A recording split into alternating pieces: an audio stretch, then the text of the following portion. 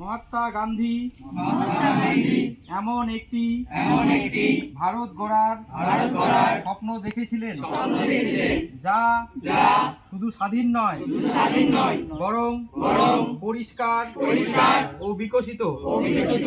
মহাত্মা গান্ধী ভারতের স্বাধীনতার প্রতীক্ষিত ছিলেন।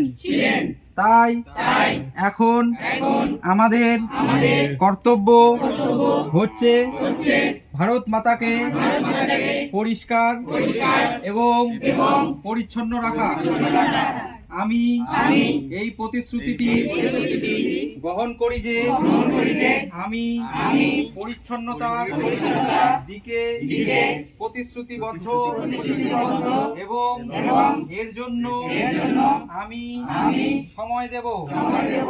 আমি প্রতি বছর 100 ঘন্টা করে, অর্থাৎ সপ্তাহে 2 ঘন্টা করে পরিচ্ছন্নতার জন্য স্বেচ্ছাসেবক হিসেবে কাজ করব। আমি নিজে পরিবারের মধ্যে, নিজের এলাকায়, গ্রামে এবং কর্মস্থলে পরিচ্ছন্নতার প্রয়াস নেব।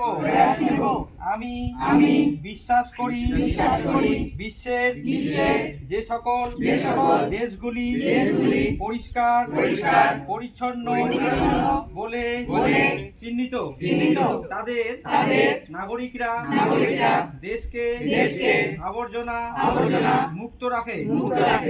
এই দৃঢ় বিশ্বাসের সাথে আমি গ্রাম ও শহরগুলিতে স্বচ্ছ ভারত মিশনের বার্তা প্রচার করব। আমি আজকে যে শপথ গ্রহণ করছি সেটি গ্রহণ করতে আরো 100 জনকে উৎসাহিত করব। আমি তাদের বোঝাতে চেষ্টা করব যাতে তারাও 100 ঘন্টা পরিচ্ছন্নতার কাজে উৎসর্গ করে।